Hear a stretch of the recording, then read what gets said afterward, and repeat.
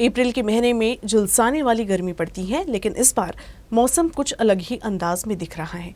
किसी दिन गर्मी तो कभी अचानक से बारिश होने से मौसम ठंडा हो रहा है।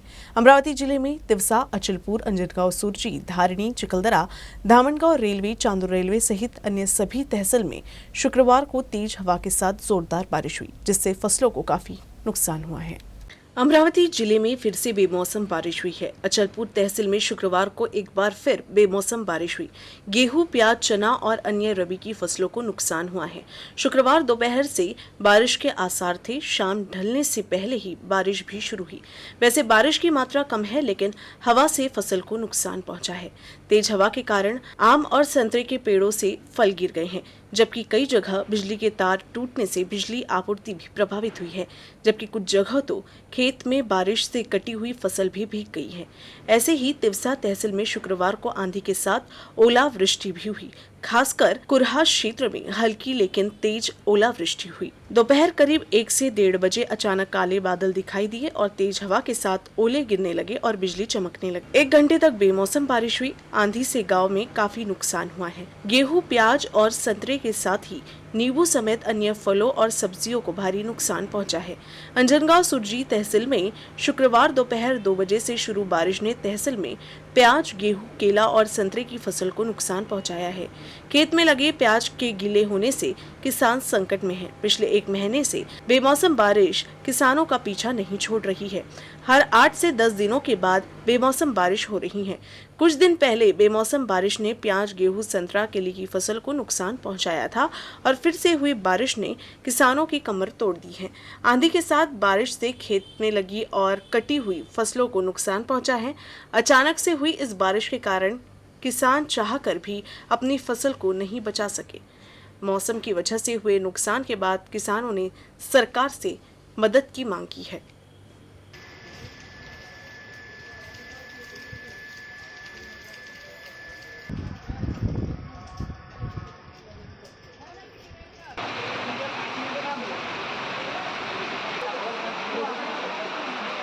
इस बार अप्रैल के महीने में पूरे विदर्भ में झमाझम बारिश हो रही है। इस बेमौसम बारिश से खेती के साथ ही जन हानि भी हुआ है।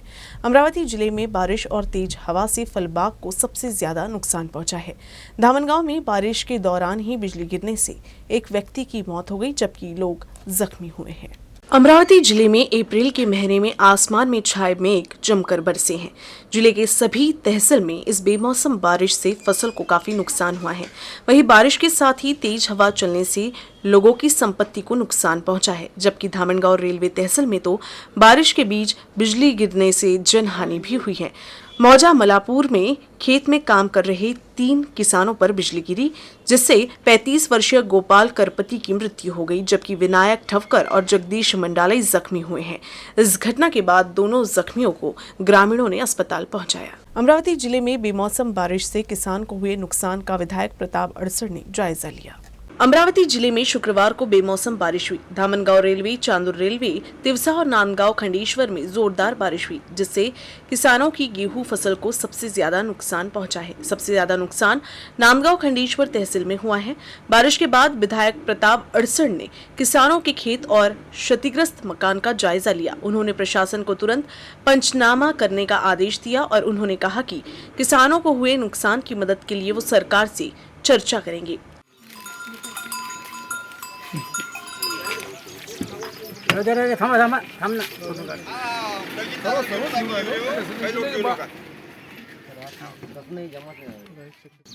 काल दुपारी आलेल्या चक्रीवादळाने आणि मुसळधार पावसामुळे काही ठिकाणी गारपीटही झाली।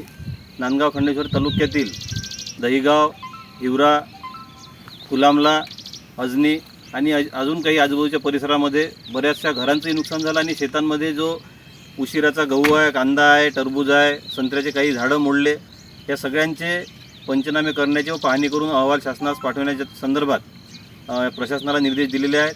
तहसीलदार साहेब आणि गटविकास अधिकारी, पटवारी, ग्रामसेवक आणि इतर सगळी यंत्रणा, कृषी विभागाचे अधिकारी हे सगळे सोबत होते आणि या सगळ्यांना संपूर्ण पाहणी करून त्याचे वस्तुनिष्ठ अहवाल शासनाकडे पाठवण्याचे निर्देश देण्यात आलेले आहे। शासनाकडून लवकरात लवकर या सर्व लोकांना मदत मिळण्याच्या संदर्भात पाठपुरावा केला जाईल।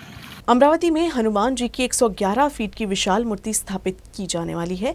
इस मूर्ति के लिए पवित्र मिट्टी को अयोध्या के हनुमान गढ़ी से लाने के लिए रवि राणा मुंबई एयरपोर्ट से अयोध्या के लिए रवाना हो गए हैं। नवनीत राणा और रवि राणा अमरावती में हनुमान जी की 111 फीट की विशाल मूर्ति स्थापित करने जा रहे हैं। इस मूर्ति के लिए हनुमान गढ़ी की पवित्र मिट्टी को एक रथ द्वारा अमरावती लाया जाएगा। इसके लिए बडनेरा के विधायक रवि राणा शनिवार मुंबई एयरपोर्ट से अयोध्या के हनुमान गढ़ी के लिए रवाना हो गए हैं। हनुमान गढ़ी में मुख्यमंत्री एकनाथ शिंदे और कैबिनेट के कुछ मंत्रियों और विधायकों की मौजूदगी में इस मिट्टी को रथ से अमरावती भेजा जाएगा। आज अयोध्या में हम सभी लोग जा रहे हैं। अयोध्या की पवित्र धरती से श्री राम भगवंत की पवित्र भूमि है, श्री बजरंगबली की पवित्र भूमि है। उस भूमि से हम लोग जो 111 फुट की जो मूर्ति की स्थापना कर रहे हैं, जो महाराष्ट्र में अमरावती में एक 10 एकड़ के अंदर 111 फुट की मूर्ति की स्थापना करके वहाँ अयोध्या से हम लोग मट्टी लाने वाले हैं। जो रामलल्ला श्री बजरंगबली के पवित्र भूमि से अयोध्या से मट्टी जो लाने वाले हैं कल, उसका जो रथ है वो रथ में मट्टी डालने का काम राज्य के मुख्यमंत्री एकनाथ जी शिंदे, राज्य के गिरीश महाजन जी हमारे मंत्री है, कई एमएलए है, कई महंत है, महात्मा है, उनके सभी की उपस्थिति से हनुमानगढ़ी और रामचंद्र भगवान तक के मंदिर की जो पवित्र धरती की जो मट्टी है वो हम वहां से रथ निकालेंगे और वो महाराष्ट्र की तरफ अमरावती के तरफ उसको रवाना करेंगे। उसकी झंडी दिखाने का काम राज्य के मुख्यमंत्री एकनाथ जी शिंदे करेंगे सभी की उपस्थिति में, और उसके लिए हम अयोध्या जा रहे हैं। और मुझे लगता है कि 111 फुट की पवित्र जो मूर्ति स्थापना हो रही है उसके लिए अयोध्या की मट्टी, ये सही मायने में वो पवित्र भूमि है, उसकी मट्टी अमरावती लाना। अमरावती की लोकप्रिय सांसद नवनीत राणा हमेशा चर्चा में रहती है। अब उनका रोटी बनाने का वीडियो वायरल हो रहा है। सांसद नवनीत राणा ने महाप्रसाद के लिए श्रमदान किया और महिलाओं के साथ रोटी बनाई। अपने साथ राणा को रोटी बनाते हुए देख सेवादार महिलाओं की खुशी का ठिकाना नहीं रहा। नवनीत राणा ने श्रद्धालुओं के साथ कतार में बैठकर महाप्रसाद ग्रहण किया। इससे पूर्व उन्होंने संत जयसिंह महाराज से भेंट कर आशीर्वाद लिया और वहां मौजूद श्रद्धालुओं से बातचीत भी की।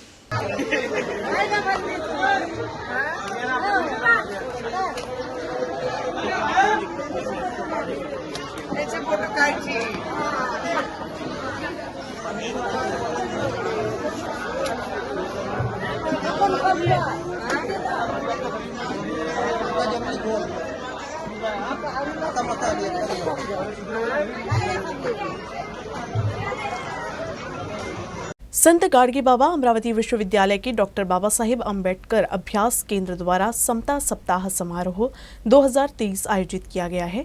इसके तहत शनिवार को 18 घंटे अध्ययन गतिविधियां कराई जा रही हैं। इस अवसर पर vice chancellor doctor Pramod Yevle, कुलपति डॉक्टर प्रसाद वाडेगावकर, सीनेट सदस्य भैया साहेब मेटकर, कुल सचिव डॉक्टर तुषार देशमुख, वित्त एवं लेखा अधिकारी डॉक्टर नितिन कोली, विधानसभा सदस्य प्रताप अभिहंकर आदि उपस्थित थे।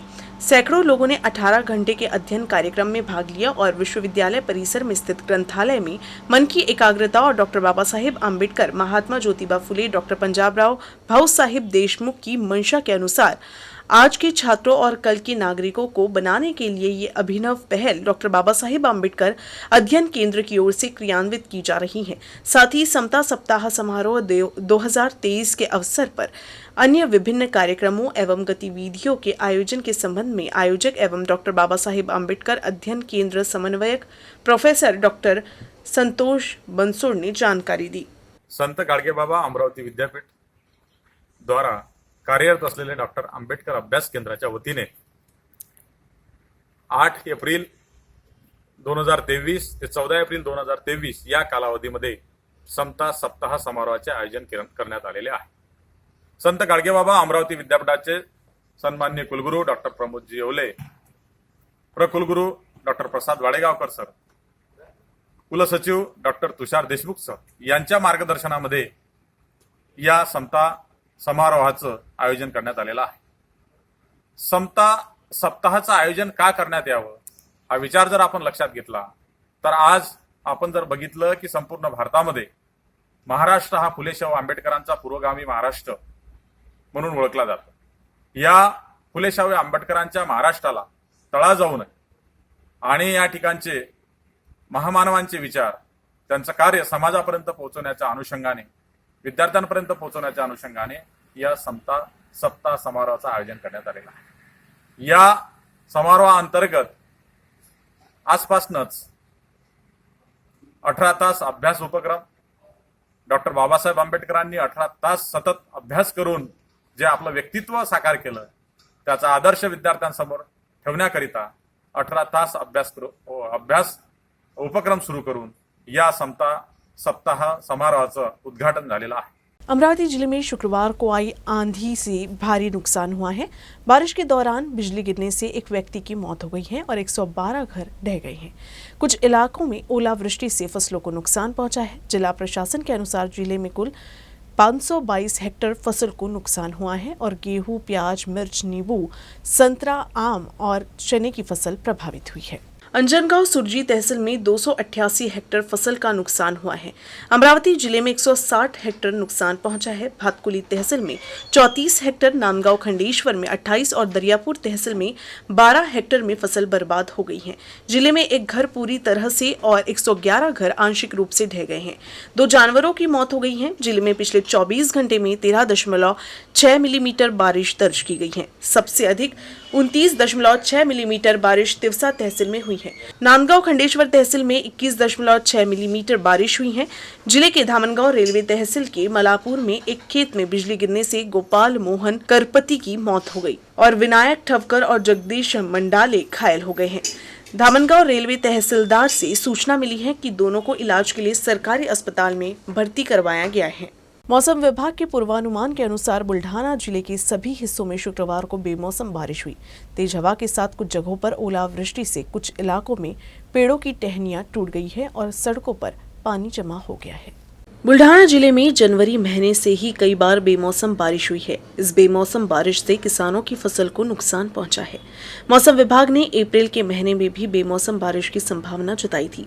7 फरवरी को जिले में बेमौसम बारिश की भविष्यवाणी की गई थी। इस पूर्वानुमान के अनुसार शुक्रवार को बुल्ढाना में शाम को ओलावृष्टि के साथ 1 घंटे तक तेज बेमौसम बारिश हुई, जिससे मौसम ठंडा हो गया था।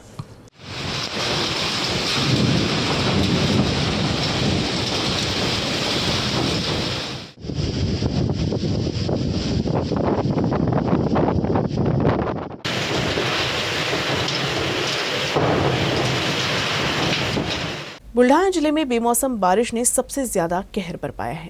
बुल्ढाना जिले में 41 mm से अधिक बारिश हुई है। जिले के संग्रामपुर तहसील के काटेल गांव में तो एक घर की दीवार ढहने से 2 साल की मासूम बच्ची की मौत हो गई, जबकि उसके साथ रही दूसरी बच्ची गंभीर रूप से जख्मी हुई है। संग्रामपुर तहसील के काटेल में बारिश और तेज आंधियों ने जबरदस्त कहर बरपाया है।